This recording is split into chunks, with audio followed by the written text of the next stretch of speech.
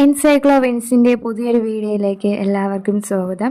2026 April 1 മുതൽ പ്രാബല്യത്തിൽ വരുന്ന പുതിയ ഇൻകം ടാക്സ് നിയമങ്ങളും പണമായി 10,000 അല്ലെങ്കിൽ 20,000 ഒക്കെ നൽകുമ്പോൾ ശ്രദ്ധിക്കേണ്ട നിയമങ്ങളും ഒപ്പം ATMിൽ നിന്നൊക്കെ പണം പിൻവലിക്കുന്നതിന് വരുന്ന മാറ്റങ്ങളുമൊക്കെയാണ് ഈ വീഡിയോ വഴി ഷെയർ ചെയ്യുന്നത്. അപ്പോൾ ചാനൽ ആദ്യമായാണ് കാണുന്നതെങ്കിൽ എല്ലാവരും സബ്സ്ക്രൈബ് ചെയ്യുക. അപ്പോൾ നമുക്ക് വീഡിയോയിലേക്ക് കിടക്കാം. 2026 ഏപ്രിൽ 1 മുതൽ പ്രാബല്യത്തിൽ വരുന്ന പുതിയ ഇൻകം ടാക്സ് നിയമങ്ങൾ പണമിടപാടുകളിൽ വലിയ നിയന്ത്രണങ്ങളാണ് കൊണ്ടുവരുന്നത്. സാമ്പത്തിക സുതാര്യത ഉറപ്പാക്കുന്നതിനും കള്ളപ്പണ ഇടപാടുകൾ തടയുന്നതിനുമായാണ് ആദായ നികുതി വകുപ്പ് ഈ പരിഷ്കാരങ്ങൾ നടപ്പിലാക്കുന്നത്. ഇതിൽ ആദ്യത്തേത്, ഒരു സാമ്പത്തിക വർഷം ബാങ്ക് നമുക്ക് ഡിപ്പോസിറ്റ് ചെയ്യാൻ സാധിക്കുന്നതിൻ്റെ പരിധികളെക്കുറിച്ചാണ്. ഇതുമായി ബന്ധപ്പെട്ട് വന്നിരിക്കുന്ന മാറ്റങ്ങൾ നോക്കാം. ഇത് 2 സെക്ഷനായി തിരിച്ച്, അതായത് പാൻ കാർഡ് ഉണ്ടെങ്കിൽ എത്ര നിക്ഷേപിക്കാം, പാൻ കാർഡ് ഇല്ലെങ്കിൽ എത്ര നിക്ഷേപിക്കാം എന്ന് നോക്കാം. പാൻ കാർഡ് ഉള്ള വ്യക്തികൾക്ക് ഒരു സാമ്പത്തിക വർഷം തങ്ങളുടെ സേവിങ്സ് അക്കൗണ്ടിൽ പരമാവധി 10 ലക്ഷം രൂപ വരെ നിക്ഷേപിക്കാം. ഈ പരിധി ലംഘിച്ചാൽ ആദായ നികുതി വകുപ്പിന്റെ നിരീക്ഷണത്തിൽ വരാൻ സാധ്യതയുണ്ട്. ബിസിനസ് ആവശ്യങ്ങൾക്കായി ഉപയോഗിക്കുന്ന കറണ്ട് അക്കൗണ്ടുകളിൽ പാൻ കാർഡ് ഉള്ളവർക്ക് ഒരു സാമ്പത്തിക വർഷം 50 ലക്ഷം രൂപ വരെ നിക്ഷേപിക്കാവുന്നതാണ്. ഇതിൽ കൂടുതൽ തുക നിക്ഷേപിക്കുന്നത് IT വകുപ്പിന്റെ ശ്രദ്ധയിൽപ്പെടും.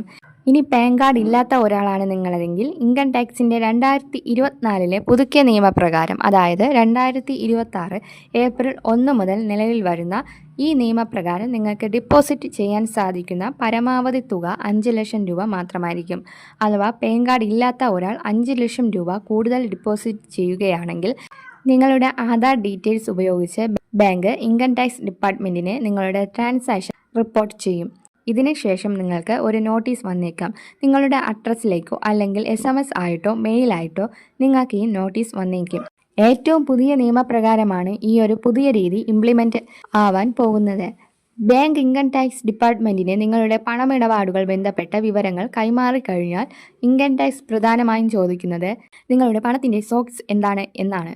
നിക്ഷേപിച്ച പണത്തിന്റെ രേഖകളോ കൃത്യമായ ഉറവിടമോ കാണിക്കാൻ സാധിച്ചില്ലെങ്കിൽ ആ തുക അൺഎക്സ്പ്ലെയിൻഡ് ക്യാഷായി കണക്കാക്കുകയും ഇത്തരത്തിൽ 84% വരെ നികുതിയായും ഒപ്പം പിഴയായും കൊടുക്കേണ്ടി വരും. നിങ്ങൾക്ക് നിങ്ങളുടെ പണത്തിന്റെ സോഴ്സ് വെളിപ്പെടുത്താൻ സാധിച്ചാൽ മറ്റ് പ്രശ്നങ്ങളൊന്നും തന്നെ ഉണ്ടാകില്ല. വരാൻ പോകുന്ന മറ്റൊരു പുതിയ നിയമം എന്നത് സെക്ഷൻ 393 പ്രകാരമുള്ള ക്യാഷ് വിത്ഡ്രോവൽ റൂൾസ്, അതായത് പണം പിൻവലിക്കുന്നതുമായി ബന്ധപ്പെട്ട നിയമങ്ങളാണ്. TDS മുഖാന്തരം പണം പിൻവലിക്കൽ ഇൻകം ടാക്സ് ഡിപ്പാർട്ട്മെന്റ് കൃത്യമായി ട്രാക്ക് ചെയ്യും. ITR ഫയൽ ചെയ്യാത്തവർക്ക് ഒരു വർഷം പിൻവലിക്കാവുന്ന പരമാവധി തുക 20 ലക്ഷമാണ്. ഇതിൽ കൂടുതൽ പിൻവലിച്ചാൽ TDS ബാധകമാകും. 1 കോടിക്ക് മുകളിൽ പിൻവലിക്കുന്നവർക്ക് 5% TDS നൽകേണ്ടി വരും. ഇനി നിങ്ങൾ തുടർച്ചയായി ITR ഫയൽ ചെയ്യുന്ന ഒരാളാണെങ്കിൽ അല്ലെങ്കിൽ കൃത്യമായി ടാക്സ് എല്ലാം അടയ്ക്കുന്ന ഒരാളാണെങ്കിൽ 1 കോടി രൂപ വരെ നിങ്ങൾക്ക് പിൻവലിക്കാൻ സാധിക്കുന്നതാണ്. വളരെ പ്രധാനപ്പെട്ട മറ്റൊരു കാര്യം, ഈ ട്രാൻസാക്ഷനുകളെല്ലാം IT ഡിപ്പാർട്ട്മെൻറ്റ് കൃത്യമായി ട്രാക്ക് ചെയ്യുന്നതാണ്. ഇനി നിക്ഷേപിക്കലും പിൻവലിക്കലും അല്ലാതെ മറ്റു ചില ക്യാഷ് ലിമിറ്റുകളും ഉണ്ട്. പലപ്പോഴും ആളുകൾ ഇത് അവർ പോലും അറിയാതെ തന്നെ വയലേറ്റ് ചെയ്യുന്നു എന്നതാണ് മറ്റൊരു യാഥാർത്ഥ്യം. ഈ നിയമങ്ങൾ ലംഘിക്കുന്നത് വലിയ പിഴ നൽകുന്നതിന് വഴി തെളിയിച്ചേക്കും. അതെന്തൊക്കെയാണെന്ന് നോക്കാം. ഒരു ബിസിനസ് നടത്തുന്ന വ്യക്തിക്ക് ഒരു ദിവസം ഒരാളിൽ നിന്നും 2 ലക്ഷം രൂപയിൽ കൂടുതൽ പണമായി സ്വീകരിക്കാൻ അനുവാദമില്ല.